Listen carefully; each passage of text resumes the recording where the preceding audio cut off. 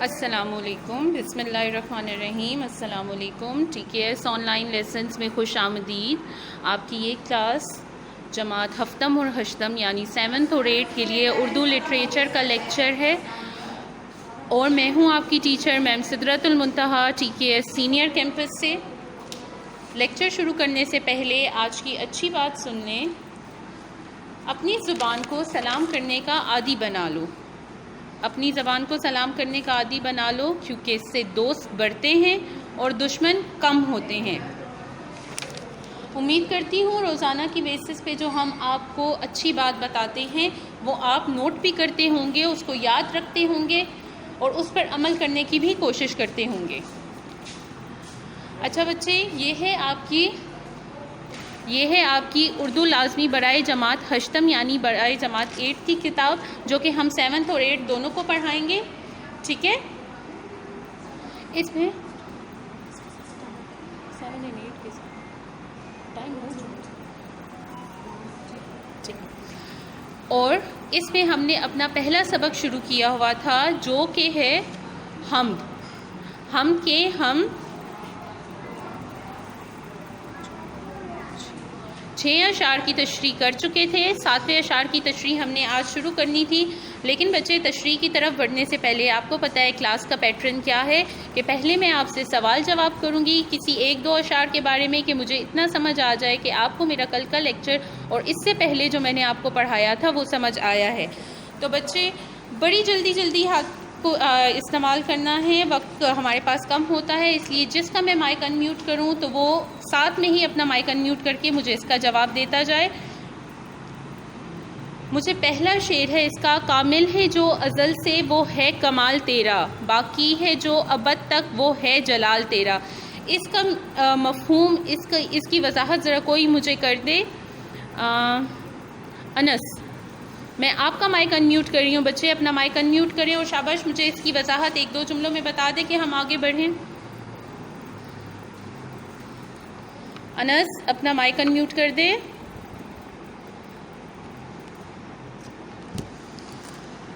بچے یہ تو ہرگز بھی طریقہ نہیں کہ سوال کیا جائے تو آپ لیکچر چھوڑ کے چلے جائیں۔ چلیں معیز، میں آپ کا مائک ان میوٹ کر رہی ہوں، مجھے پہلے شعر کا مفہوم آسان سے الفاظ میں 1 یا 2 لائن میں سمجھا دیں۔ معیز اپنا مائک ان میوٹ کریں۔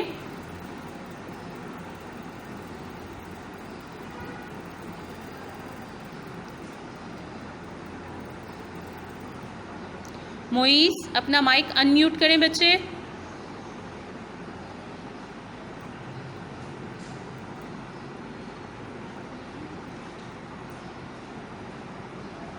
سیف الدین، میں نے آپ کا مائک ان میوٹ کیا ہے، بچے اپنا مائک ان میوٹ کریں۔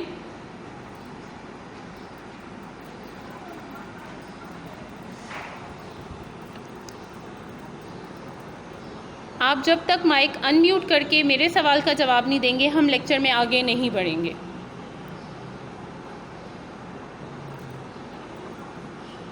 السلام علیکم میم۔ وعلیکم السلام۔ جی بچے کون ہیں آپ؟ اپنا نام بتا دیں۔ میں تسلیم۔ جی فصیح، آر یو شور کہ یہ آپ ہی ہیں؟ آپ کی جگہ آپ کا کوئی بھائی تو کلاس نہیں لے رہا؟ نہیں میم، میں نام بھائیوں کا میں ہوں۔ اچھا جی، تو چلے مجھے شاباش پہلے شعر کا مطلب سمجھائیں ذرا۔ کامل ہے جو ازل سے وہ ہے۔ میم میں نے کل آپ کو بولا تھا، کہ مجھے شعر سمجھ نہیں آیا، سمجھا دیں، پر میم آئی تھنک سو آپ نے وہ میسج نہیں دیکھا تھا۔ کل تو آپ کلاس میں تھے، کل آپ میری کلاس میں تھے۔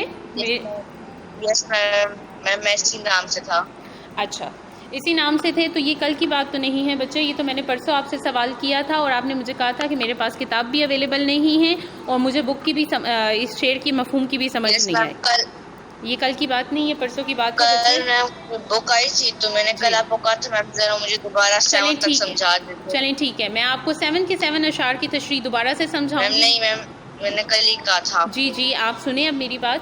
میں آپ کو ان 7 اشعار کی تشریح سمجھاؤں گی، لیکن باقی کے 3 اشعار کمپلیٹ کرنے کے بعد، ٹھیک ہے؟ ہم پورا ایک دن نظم کو دوبارہ سے دیں گے، اور تب آپ نے میری کلاس میں ایبسنٹ نہیں ہونا. میں ان اشعار کو دوبارہ سے سمجھاؤں گی، ٹھیک ہے؟ اچھا بلال اپنے مائک کو ان میوٹ کریں. بلال اپنے مائک کو ان میوٹ کریں.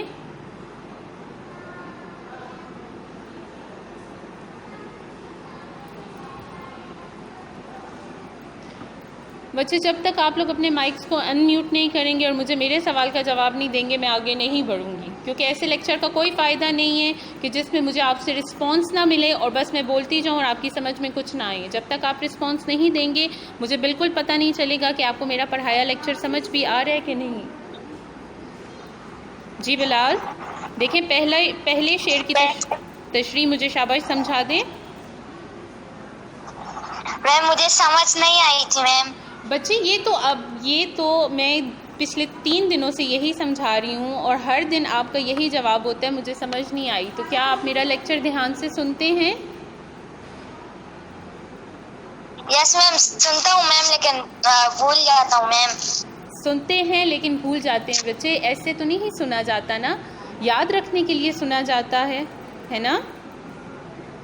اب یہ تو جب تک وہی بات کہ آپ یاد نہیں کر لیں گے تھورلی اور اس کا رٹا نہیں لگا لیتے آپ، تو پھر اس کا مطلب مجھے کچھ نہیں بتا سکیں گے. چلیں مجھے کامل لفظ کا آپ نے معنی تو نوٹ کیے ہیں نا اپنی کتاب پہ؟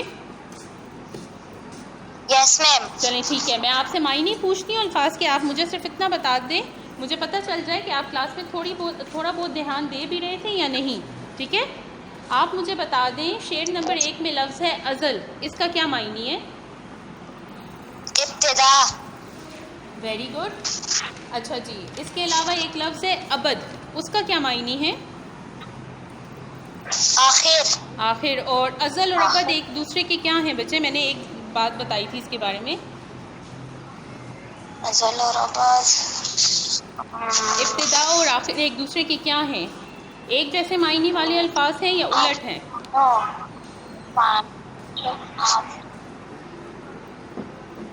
یہ ایک دوسرے کے الٹ ہیں بلال.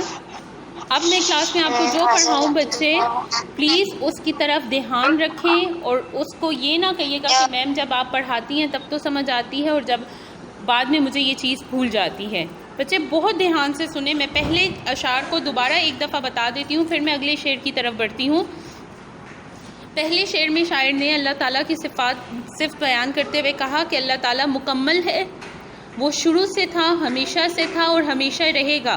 اللہ تعالیٰ کی ذات نے کبھی ختم نہیں ہونا، اس کو فنا نہیں ہے، بلکہ انسان اور دنیا میں موجود ہر چیز ختم ہو جانے والی ہے، لیکن اللہ تعالیٰ تب بھی موجود ہوں گے جب ہم اس دنیا پہ نہیں ہوں گے. آخرت کے دن تمام انسان، تمام جاندار چیزیں، تمام یہ دنیا کائنات سب کچھ ختم ہو جائے گا بچے، تب بھی کون موجود ہوگا؟ تب بھی اللہ تعالیٰ موجود ہوگا. دوسرے شعر میں شاعر نے یہ کہا تھا، فصیح دھیان سے سنے بچے، یہ آپ کے لیے بھی ریپیٹ ہو رہا ہے سب کچھ. دوسرے شعر میں شاعر نے کہا تھا کہ جو اللہ کو ماننے والے لوگ ہیں وہ خوشی سے حیرت میں گم ہو جاتے ہیں جب وہ اپنے ارد گرد اللہ کی پھیلی ہوئی نشانیاں دیکھتے ہیں، جب اللہ کی قدرت کے نظارے دیکھتے ہیں، خوبصورتی دیکھتے ہیں، مکمل نظام دیکھتے ہیں. اور جو اللہ کو انکار کرنے والے ہیں، اللہ کو نہیں مانتے، وہ تو اس بات سے ڈر جاتے ہیں، خوف میں مبتلا ہو جاتے ہیں کہ جب اتنا پرفیکٹ نظام چل رہا ہے تو یہ آخر چل کیسے رہا ہے. جیسے میں نے بار بار ایک ہی چھوٹی سی اگزامپل دیتی ہوں، ایک موبائل جو آپ کے ہاتھوں میں موجود ہے وہ بھی کسی کے کمانڈ کے بغیر نہیں چل سکتا، وہ بھی کسی کے چلائے بغیر نہیں چل سکتا. تو یہ دنیا اور اس کا باقی نظام بھلا کیسے چل رہا ہوگا. ٹھیک ہے؟ پھر اس کے بعد شعر نمبر 3 تھا جو میں نے آپ سے صحیح کر کے لکھوایا تھا، وہ یہ تھا، اس کا مفہوم یہ تھا کہ دنیا پہ ایسے ہزاروں لاکھوں لوگ موجود ہیں جو اللہ تعالیٰ کا حکم نہیں مانتے، جو اللہ تعالیٰ کی عبادت نہیں کرتے، جو اللہ تعالیٰ کے بتائے طریقوں کے مطابق نہیں چلتے، لیکن پھر بھی ایسا نہیں ہے کہ وہ لوگ اللہ تعالیٰ کو یاد ہی نہیں کرتے. ان کے دل میں کہیں نہ کہیں یہ ڈر ہر وقت موجود ہوتا ہے کہ کوئی ہے جو ہمیں دیکھ رہا ہے، جس کے سامنے ہم اکاؤنٹیبل ہیں، جس کے سامنے ہم جواب دہ ہیں. ٹھیک ہے، ہم نے کسی نہ کسی کو جواب دینا ہے، کوئی چاہے ایک اللہ کو مانے یا چاہے جیسے ہندو ہیں بہت سے خداؤں کو مانتے ہیں، لیکن آخرت میں ان کو معلوم ہے کہ کوئی ایسا ہے جس کے سامنے ہم نے اپنے ہر اچھے عمل کا بھی جواب دینا ہے اور ہر برے عمل کا بھی جواب دینا ہے. کسی کے بھی دل سے اللہ کا ڈر یا خوف نکل نہیں سکتا. ٹھیک ہے. چوتھا شعر، اس میں شاعر کہتے ہیں کہ دنیا کے کسی بھی کونے میں، کسی بھی غار میں، کسی بھی جنگل میں چھپ کے بھی ہم کوئی کام کریں یا دنیا والوں کے سامنے کام کریں، اللہ تعالیٰ کو سب موجود ہے. اللہ تعالیٰ نے ہمارے ایک ایک کام کا حساب رکھا ہوا ہے، چاہے ہم چھوٹی سے چھوٹی نیکی کریں یا چھوٹے سے چھوٹا گناہ کریں، وہ اللہ تعالیٰ کی کتاب میں لکھا جا رہا ہے، جس میں اللہ تعالیٰ ہمارا نامہ اعمال درج کروا رہے ہیں. اس میں لکھا جا رہا ہے دنیا میں ہر چیز اللہ کے حکم سے ہوتی ہے. اللہ کے حکم کے بغیر کوئی پتا بھی نہیں ہل سکتا، تو ہم انسانوں کی کیا مجال ہے. اور ہم یہ نہیں سوچ سکتے کہ ہم فلاں گناہ تو کر لیں گے لیکن اس کے بعد ہم اس گناہ کی اس سے سزا سے بچ جائیں گے. ایسا نہیں ہو سکتا. اللہ تعالیٰ نے ہر چیز کا ریکارڈ رکھا ہوا ہے جو قیامت کے دن ہمارے ہاتھوں میں تھما دیا جائے گا اور اس کے مطابق ہمیں سزا یا جزا ملے گی. جزا کا معنی ہوتا ہے ثواب ملے گا. ٹھیک ہے. شعر نمبر 5 کی طرف دیکھیں تو اس میں شاعر نے کہا تھا کہ دنیا، جب انسان اپنے دل میں اللہ تعالیٰ کی محبت کو بسا لیتا ہے، جب اس کو یہ معلوم ہو جاتا ہے کہ اللہ ہی میرا مشکل کشا ہے، یعنی میری مشکل دور کرنے والا ہے، تو پھر وہ دنیا کے لوگوں کے سامنے ہاتھ نہیں پھیلاتا. پھر چاہے کتنے ہی بڑے اونچے عہدے پہ بیٹھا ہوا کوئی انسان ہو، وہ اس کے سامنے ہاتھ نہیں پھیلاتا، بلکہ کس سے مانگتا ہے؟ اللہ تعالیٰ سے مانگتا ہے. وہ لوگوں سے اور ان کے عہدوں سے اور ان کے مال و دولت سے مروب نہیں ہوتا، بلکہ اس کو معلوم ہوتا ہے کہ اللہ نے جو دوسروں کو دیا ہے وہ بھی اللہ کا مال ہے، اور جو مجھے ملا ہے یا جو مجھے ملے گا وہ بھی اللہ کے حکم سے ہی ملے گا. دنیا کا کوئی انسان اس میں کچھ بھی زیادتی یا کمی نہیں کر سکتا. جی بچے، گلیکسی A10s کس کا موبائل، جس کا بھی یہ نیک ہے، پہلے تو مجھے اپنا نام بتائیں اور اس کے بعد مجھے اپنا سوال بتائیں. میرا نام سعد وقاص ہے. جی بچے، ساتھ کوئی کویسچن ہے آپ کا؟ یس میم، یہ روب جمال کا کیا مطلب ہے؟ اچھا، روب جمال کا مطلب ہے دبدبا یا خوف. الفاظ معنی آپ نے اس میں گروپ میں چیک کیے، میں نے اس کی پکچر بھی بھیجی ہوئی ہے. روب کہتے ہیں، جمال کہتے ہیں خوبصورتی کو نا، اور روب جمال یعنی کہ اللہ تعالیٰ نے کتنی خوبصورتی سے یہ سب کچھ ساری کائنات بنائی ہے. تو منکر لوگ ڈر جاتے ہیں، انکار کرنے والے اس چیز سے ڈر جاتے ہیں کہ اللہ نے جو یہ سب کچھ بنایا ہے، جانے یہ کیسا ہوگا. ٹھیک ہے، اللہ کی ذات کیسی ہوگی جس نے یہ سب کچھ بنایا ہے. روب کا مطلب ہوتا ہے خوف. جیسے ہم کہتے ہیں نا آپ پہ فلاں بندے کا بہت روب ہے، آپ اپنے بابا کا بہت روب ہے، تو اس کا مطلب ہوتا ہے کہ ڈر، کسی ایک چیز کا ڈر ہونا. ٹھیک ہے، سمجھ آ گئی ساتھ آپ کو؟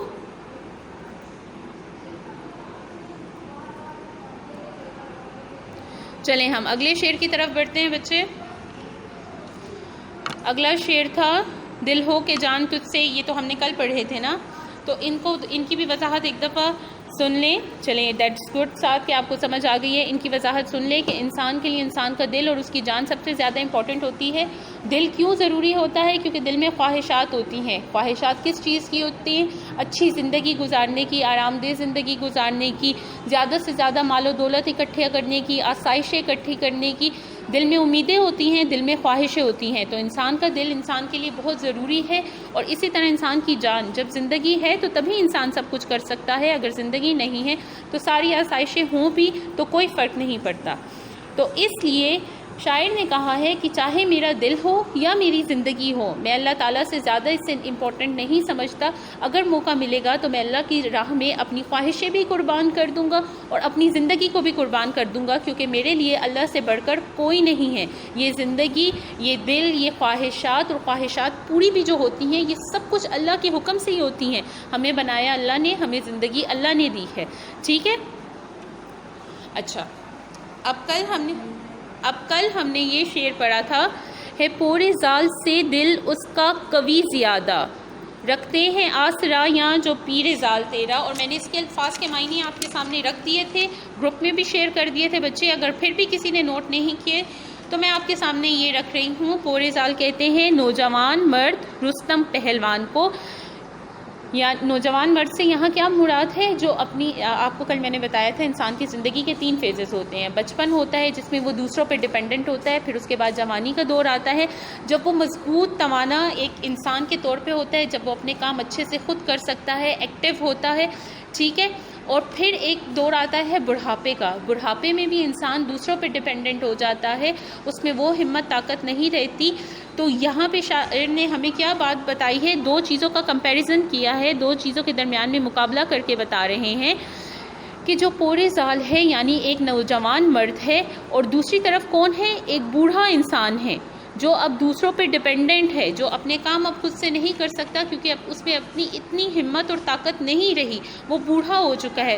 شاعر نے ان دونوں کے درمیان میں کمپیریزن کر کے ہمیں کیا بتایا ہے کہ ایک انسان ہے جو بوڑھا ہے، ٹھیک ہے، لیکن اس کے دل میں کیا ہے؟ اس کے دل میں اللہ تعالیٰ کی محبت ہے. اس کو کس چیز کا آسرا ہے؟ صرف اللہ کی محبت کا آسرا ہے. وہ صرف اللہ کو اپنا ایک رب مانتا ہے اور ہر چیز کے لیے، ہر ضرورت کے لیے، ہر مشکل کے وقت وہ اللہ کی طرف دیکھتا ہے. اور دوسری طرف کون سا انسان ہے؟ جو نوجوان ہے، بہت تندرست و توانا ہے، جو اگر پہلوان کون ہوتے ہیں؟ وہ جو کشتی وغیرہ لڑتے ہیں، تو وہ اگر کشتی کے میدان میں اپنے حریف کو، وہ اتنا مضبوط ہے کہ وہ اپنے حریف کو ہرا سکتا ہے، یعنی اپنے مقابلے پہ آنے والے کسی بھی مرد کو ہرا سکتا ہے. لیکن شاعر ان دونوں کا مقابلہ کر کے کیا کہہ رہے ہیں کہ اگر میں دیکھوں گا تو اس میں مجھے مضبوط انسان کون سا لگے گا؟ وہ بوڑھا انسان جس کے بالوں میں سفیدی اتر چکی ہے، جس کی ہڈیوں میں اب اتنا زور نہیں رہا کہ وہ اپنا وزن بھی اٹھا سکے، لیکن اس کے دل میں چونکہ اللہ کی محبت ہے اس لیے وہ زیادہ مضبوط ہے، کیونکہ اللہ کی محبت ایمان ہے، اور ایمان کی دولت جس کے پاس ہو وہ سب سے زیادہ مالدار بھی ہے اور سب سے زیادہ مضبوط بھی ہے. ٹھیک ہے، تو شاعر دونوں کا مقابلہ کر کے کہہ رہے ہیں کہ میرے مطابق اگر ایک جوان انسان ہے لیکن وہ اللہ تعالیٰ سے محبت نہیں کرتا، اور دوسری طرف ایک برا انسان ہے جس کے دل میں اللہ کی بہت محبت ہے، تو وہ زیادہ مضبوط ہے. کبھی کہتے ہیں مضبوط ہونے کو. ٹھیک ہے، اگلا شعر ہے پاس دوستوں کے تیری یہی نشانی، یا رب کبھی نہ پائے زخم اندمال تیرا. اچھا، سعد وقاص آپ کا ہاتھ پھر ریز ہوا ہے. بچے آپ کا کوئی کویشچن ہے تو میں آپ کا مائک انمیوٹ کر رہی ہوں. شاباش، مجھے اپنا سوال بتا دیں.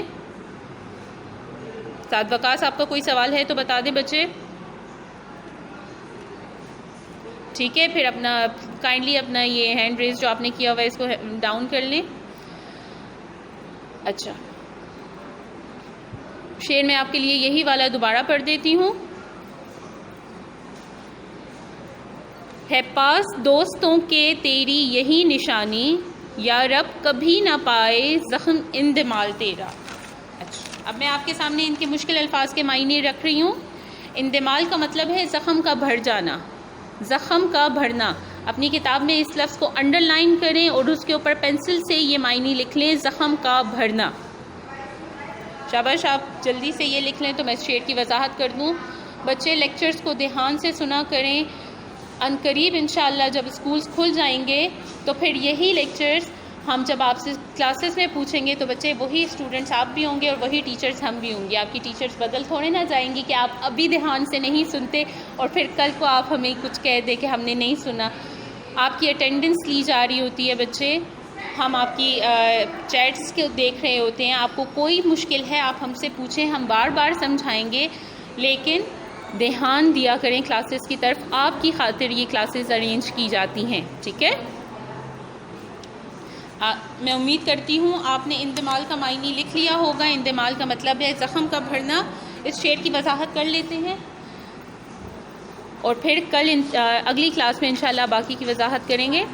ہے پاس دوستوں کے تیری یہی نشانی، یا رب کبھی نہ پائے زخم اندمال تیرا. اچھا جی، اس شعر میں شاعر کیا کہہ رہے ہیں؟ اللہ کے دوست کون ہوتے ہیں؟ اللہ کے دوست، اللہ کے ولی دوست کو کہتے ہیں نا. تو اللہ کے دوست کون ہوتے ہیں بیٹا؟ کیسے بن سکتے ہیں ہم اللہ کے دوست؟ یہ جو میں ایکسٹرا چیزیں بھی آپ کو بتاتی ہوں یہ یاد رکھیں. اگلے ہفتے کی کلاسز میں ہم یہ ساری چیزیں میں آپ سے پوچھوں گی. بچے میں بار بار آپ کو کہہ رہی ہوں، میں اگلے ہفتے کی کلاس میں یہ ساری چیزیں آپ سے پوچھوں گی. میرے پاس آپ کی آج کی اٹینڈنس لسٹ ہے اور میں کوئی بہانہ نہیں سنوں گی. اس لیے یہ سن لیں کہ اللہ کے دوست کیسے بنا جاتا ہے. اللہ کا دوست اللہ کا حکم مان کے بنا جاتا ہے, اللہ کی بتائی گئی باتوں پر عمل کر کے بنا جاتا ہے. ٹھیک ہے, اللہ کے دوست وہ لوگ ہوتے ہیں جو ہر حال میں اللہ کو سب سے پہلے رکھتے ہیں, اللہ کی بات کو مانتے ہیں, اللہ کے حکم کو مانتے ہیں اور اس سے انکار نہیں کرتے. ٹھیک ہے, ابھی کے لیے آپ کی کلاس کا ٹائم ختم ہو چکا ہے, تو آخری 2 اشعار کی انشاءاللہ تشریح ہم اگلی کلاس میں کریں گے جو کہ منڈے کو ہے. بچے منڈے کو آپ سب کی کتابیں آپ کے پاس موجود ہوں, آپ سب نے اس نظم کو اچھے سے پڑھا ہو, جتنے اشعار کی تشریح میں کروا چکی ہوں ان سب کو پڑھا ہوا ہو. میں منڈے کو کسی کا ایکسکیوز نہیں سنوں گی کہ میم مجھے سمجھ نہیں آئی, مجھے اس وقت تو سمجھ آئی لیکن مجھے بعد میں بھول گیا. اپنی اسٹڈیز پہ کنسنٹریٹ کرنا شروع کر دیں بچے. آپ کی آن لائن کلاسز ہم صرف ٹائم کل کرنے کو نہیں کر رہے بلکہ آپ کو سمجھانے کے لیے کر رہے ہیں. ٹھیک ہے, میں امید کرتی ہوں کہ آپ ابھی جو 10 منٹس آپ کی نیکسٹ کلاس شروع ہونے میں ہیں اس میں بیٹھ کے اپنی اس نظم کو پڑھیں گے اور اس کو سمجھنے کی کوشش کریں گے. تھینک یو سو مچ. اللہ حافظ.